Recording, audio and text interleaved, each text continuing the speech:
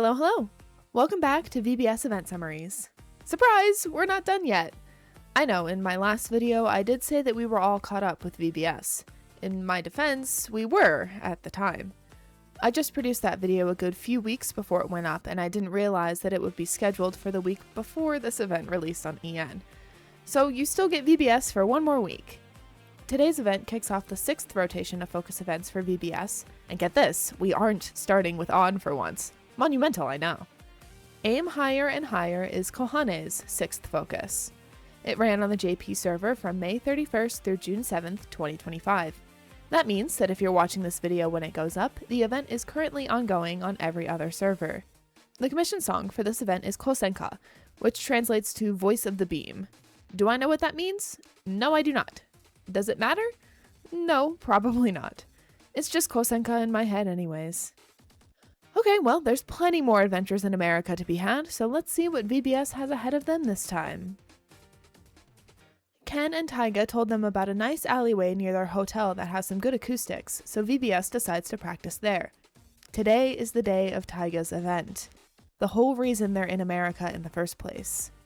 Kohane and Toya talk while An and Akito go to find them something to drink. It's weird. The last time they all heard Taiga sing was that day. And since then, VBS has overcome so much. That, on top of the weird Sekai dream they had, is pushing Kohane to want to work even harder than before, a sentiment that Toya shares. Above all else, they're just excited to see the sort of event Ken and Taiga are going to put on. It's called Sonic Notes, whatever that means, and is supposed to be massive, according to Toya's intel. An and Akito return, and Kohane wants to run a section of her solo by everyone, so she sings and the others listen. Out on the street, two mysterious women catch the sound of Kohane's voice. One of them wants to go talk to whoever is singing, but the other convinces her to keep moving, or else their ice cream will melt. They'll sing later, she promises. After practicing for a few more hours, VBS heads out to a local market close to the concert venue to do some shopping. They spot some street performers along the way and are drawn in by their amazing vocals. It's the two girls from earlier. The crowd around them keeps murmuring something about Illies, and how these two girls are so in sync. Well, according to the crowd, they are sisters, so... Their song finishes, and one of the girls spots Kohane in the crowd. She whispers to her sister and then prances over to Kohane to ask her to sing with them. She introduces herself as Elena, and her older sister is called Rebecca, in near-flawless Japanese. Then, she asks again if Kohane will sing with them. Everyone is looking at Kohane and wondering what's going on. But Kohane steps up to the plate and agrees, of course. The three of them sync up like no problem, and everyone just has a fun time, really. A fun and amazing time, you get the idea. Everyone loves Kohane and everyone loves these two sisters, right? Once the song ends, Elena and Rebecca invite the rest of VBS to sing alongside them sometime soon, and run off to who knows where. Toya comments that those two are like a storm, and I'm inclined to agree.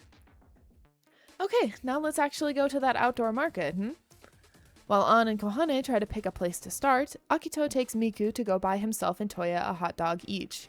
When in New York, I suppose. Anyway, Akito takes out his wallet to pay and is rushed by some kid who, immediately snatches his wallet and runs off. God, can't take Akito anywhere, can we? Miku calls for a chase, but Toya hauls Akito back before he can run after the kid. He may have a weapon or something. True, but don't take that lying down, Akito. Thankfully, Cedric and Slade are here to save the day. Yeah, it figures that we'd run into them here.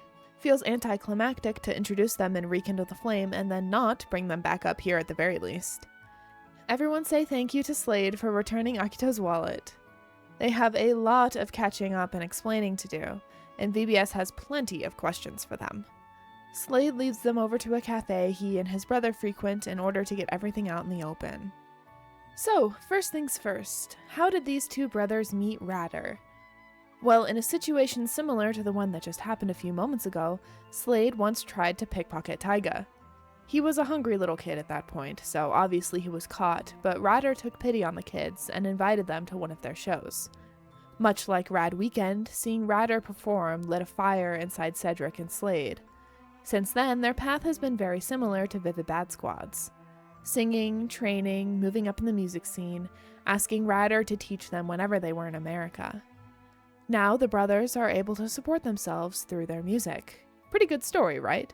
Exactly the sort of thing that Ken and Nagi would do. Obviously, VBS resonates with the brothers' story. All four of them feel similarly about their discovery of music and how it's impacted their lives since then. They may be rivals at the moment, but it's turning out to be more of a friendly rivalry. Now, with their two resident Americans in tow, VBS is able to check out the market without any further issues. The twins and An are able to bond over their memories of Nagi, and the six of them reminisce about various things in an old record store. But the clock is ticking, and they need to get to the concert venue before it gets too crowded. Apparently, the stage can seat over 80,000 people, so VBS spends most of the sixth episode gawking at how big it is and how many people there are. Once the openers start playing, their gawking moves to how cool the performers are. Pretty standard VBS event stuff, no surprises there. It takes a few sets for Taiga and Ken to have their turn, but the anticipation is so high by the time they take the stage that VBS can barely contain their excitement. Well, they can't be Radder anymore, so they went with Raven? What's with these weird capitalizations? Not a whole lot of symbolism there, but whatever. It was probably Taiga's idea anyway. This performance of theirs is basically Rad Weekend times a billion, and rather than making Kohane feel small, it makes her realize what it means to stand on a world stage. The other members, too, feel the weight of what they're chasing and the fire that's being reignited within them. After the show, VBS plus Cedric and Slade, who were actually revealed to have the team name of Embers earlier, get to talk to Ken and Taiga. While that performance of theirs completely blew everyone else out of the water, Taiga said that this event was just a warm-up. There's another one not too far from now, Lasting Echo Fest, which is apparently the world's biggest music festival, held right here in the United States. Friendly reminder that I do not make up the music festival names and I do not endorse them either. Anyway, Ken and Taiga will be there. Thanks nepotism, I guess. Lasting Echo Fest is a 3-day, 3-night music festival featuring performers from all genres all around the world.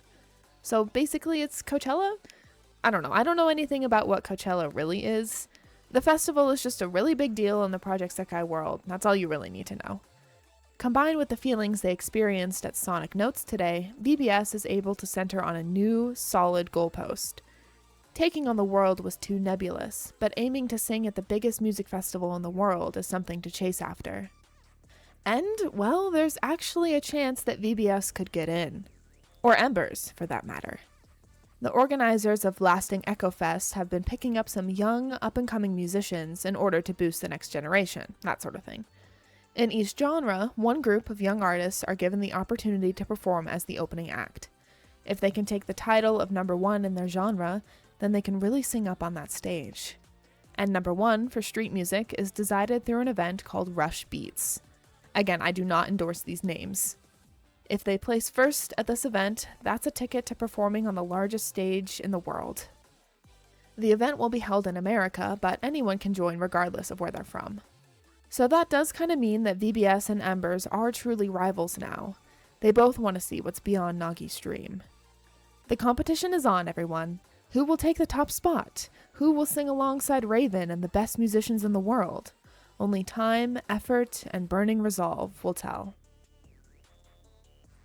And that's a wrap. Pretty much par for the course on this one. Looks like we're going back to our old VBS training arc roots here. There's just a new cast of characters this time around, and they're wearing better outfits. There's not really much for me to say, other than I'm excited about our new NPCs. Finally, we needed more women on the screen. Now we're truly caught up with VBS for at least another month or so, but don't worry, they'll be back before you know it. The next event on the horizon is Competitive Fire. I'll see you then.